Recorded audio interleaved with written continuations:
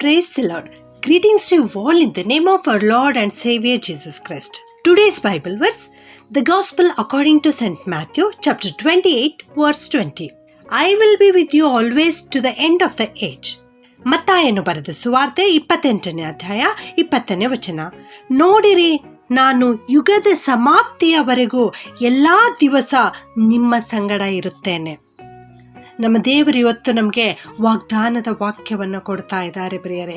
ಈ ವಾಗ್ದಾನದ ವಚನವನ್ನು ನಾವು ಅನೇಕ ಸಲ ಕೇಳಿಸಿಕೊಂಡಿದ್ದೇವೆ. ಅನೇಕ ಸಲ ನಮ್ಮ ಬೋಧಕರು ಸಂದೇಶ ಕೊಡುವಾಗಲೂ ಕೂಡ ಈ ವಾಕ್ಯವನ್ನು ನಾವು ಕೇಳಿಸಿಕೊಂಡಿದ್ದೇವೆ. ಇಂದು ಈ ಬೆಳಗಿನ ಜಾವದಲ್ಲಿ ನಮ್ಮ ತಂದೆಯಾದ ದೇವರು ಇದೇ ವಾಕ್ಯವನ್ನು ನಮಗೆ ತಿರುಗಿ ಒದಗಿಸಿಕೊಡ್ತಾ ಇದ್ದಾರೆ.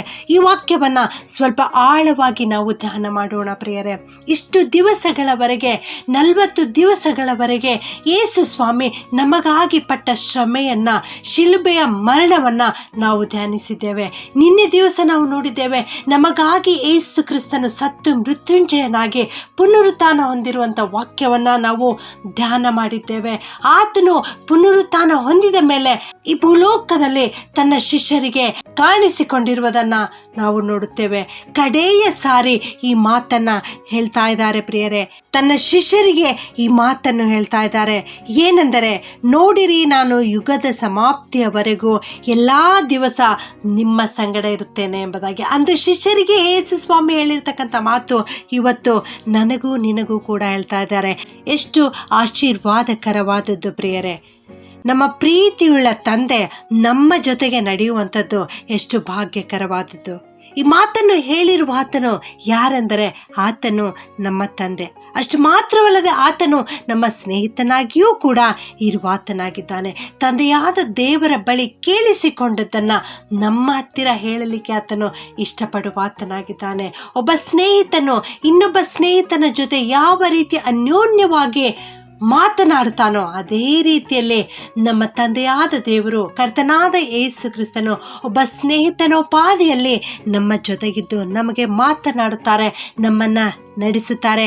ತಂದೆಯಾದ ದೇವರ ಬಳಿಯಿಂದ ಕೇಳಿಸಿಕೊಂಡಿರ್ತಕ್ಕಂಥ ರಹಸ್ಯಗಳನ್ನು ನಮಗೆ ತಿಳಿಸಲು ಆತನು ಬಯಸುವ ಆತನಾಗಿದ್ದಾನೆ ಪ್ರಿಯರೇ.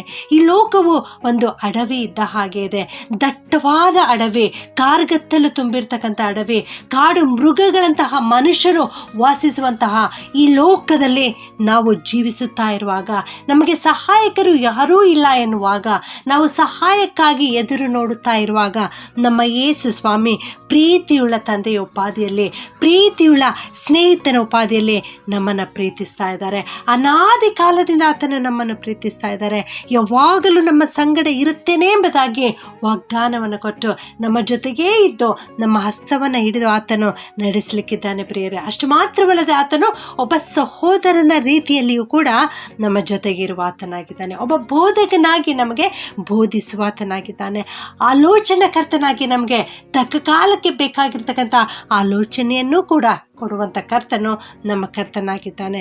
ನಾವು ಚಿಂತೆ ಮಾಡುವಂತಹ ಸಂದರ್ಭದಲ್ಲಿ ಒಬ್ಬ ತಾಯಿ ತನ್ನ ಮಗುವನ್ನು ಯಾವ ರೀತಿಯಲ್ಲಿ ಸಂತೈಸ್ತಾಳೋ ಹಾಗೆಯೇ ನಮ್ಮ ಯೇಸು ಸ್ವಾಮಿ ನಮ್ಮ ಜೊತೆಗಿದ್ದು ನಮ್ಮನ್ನು ಸಂತೈಸುವ ಆತನಾಗಿದ್ದಾನೆ ಪ್ರಿಯರೇ. ಇಂಥ ದೇವರನ್ನು ನಾವು ಗಟ್ಟಿಯಾಗಿ ಹಿಡಿದುಕೊಳ್ಳೋಣವಾ? ಈ ದೇವರು ನಮಗೆ ಹೇಳ್ತಾ ಇದ್ದಾರೆ, ಯುಗದ ಸಮಾಪ್ತಿಯವರೆಗೆ ಎಲ್ಲ ದಿವಸ ನಿಮ್ಮ ಸಂಗಡ ಇರುತ್ತೇನೆ ಎಂಬುದಾಗಿ.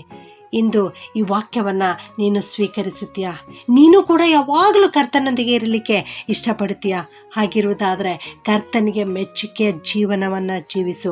ನೀನು ಕರ್ತನನ್ನು ಪ್ರೀತಿಸುವಂಥವನಾಗಿರು. ಯಾವಾಗಲೂ ಕರ್ತನಿಗೆ ಸಂತೋಷ ಉಂಟಾಗುವ ರೀತಿಯಲ್ಲಿ ನೀನು ನಡೆದುಕೋ. ಆತನನ್ನು ಸ್ತುತಿಸು, ಆತನನ್ನು ಕೊಂಡಾಡು. ಯಾವಾಗಲೂ ದೇವರ ವಾಕ್ಯಗಳನ್ನು ಓದಿ ಧ್ಯಾನಿಸಿ ಪ್ರಾರ್ಥನೆ ಮಾಡುವಂಥವನಾಗಿರು. ನಿನ್ನನ್ನು ನೀನು ಸಂಪೂರ್ಣವಾಗಿ ಕ್ರಿಸ್ತನಿಗೆ ಒಪ್ಪಿಸಿಕೊಡು. ಆಗ ಯೇಸು ಸ್ವಾಮಿ ಖಂಡಿತವಾಗಿಯೂ ನಿನ್ನನ್ನು ಆಶೀರ್ವದಿಸುತ್ತಾರೆ. ನಿನ್ನನ್ನು ಯಾವತ್ತಿಗೂ ಕೈ ಬಿಡುವುದಿಲ್ಲ, ಯಾವತ್ತಿಗೂ ತೊರೆಯುವುದಿಲ್ಲ. ಯುಗದ ಸಮಾಪ್ತಿಯವರೆಗೆ ನಿನ್ನ ಸಂಗಡ ಇರುತ್ತಾರೆ. ಪ್ರಾರ್ಥನೆ ಮಾಡಿಕೊಳ್ಳೋಣ. ಪ್ರೀತಿಯ ಪರಲೋಕದ ತಂದೆಯಾದ ದೇವರೇ, ನಿನಗೆ ಸ್ತೋತ್ರ ಉಂಟಾಗಲಿಯಪ್ಪ. ಯುಗದ ಸಮಾಪ್ತಿಯವರೆಗೂ ನಿನ್ನ ಸಂಗಡ ಇರುತ್ತೇನೆ ಅನ್ನೋ ವಾಗ್ದಾನದ ವಾಕ್ಯವನ್ನು ಇವತ್ತು ನಮ್ಮ ಜೀವಿತದಲ್ಲಿ ಕೊಟ್ಟಿದ್ದೀರಿ ದೇವ. ನಿಮಗೆ ಸ್ತುತಿ ಸ್ತೋತ್ರವನ್ನು ಸಲ್ಲಿಸ್ತೇವಪ್ಪ. ನಮಗೋಸ್ಕರ ನಮ್ಮ ಪಾಪಗಳಿಗಾಗಿ ಸತ್ತು ಮೃತ್ಯುಂಜಯನಾಗಿ ಪರಲೋಕಕ್ಕೆ ಏರಿ ಹೋಗುವುದಕ್ಕಿಂತ ಮುಂಚಿತವಾಗಿ ನೀನು ಈ ಮಾತನ್ನು ನಿನ್ನ ಶಿಷ್ಯರಿಗೆ ತಿಳಿಸಿಕೊಟ್ಟ ಹಾಗೆ ಇವತ್ತು ನಮಗೆ ತಿಳಿಸಿಕೊಡ್ತಾ ಇದ್ದಿ ತಂದೆ. ನಿನಗೆ ಸ್ತೋತ್ರಪ್ಪ.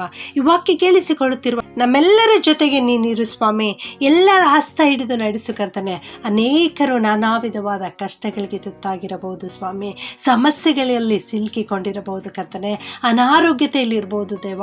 ಇವರೆಲ್ಲರನ್ನ ಕನಿಕರಿಸು ಸ್ವಾಮಿ. ಇವರ ಜೊತೆಗಿರು. ಯುಗದ ಸಮಾಪ್ತಿಯವರೆಗೆ ಇವರ ಹಸ್ತವನ್ನೇ ಹಿಡಿದು ಕಾಪಾಡಬೇಕಾಗಿ ಯೇಸುವಿನ ನಾಮದಲ್ಲಿ ಪ್ರಾರ್ಥಿಸಿ ಬೇಡುತ್ತೇನೆ ತಂದೆಯೇ. ಆಮೆನ್.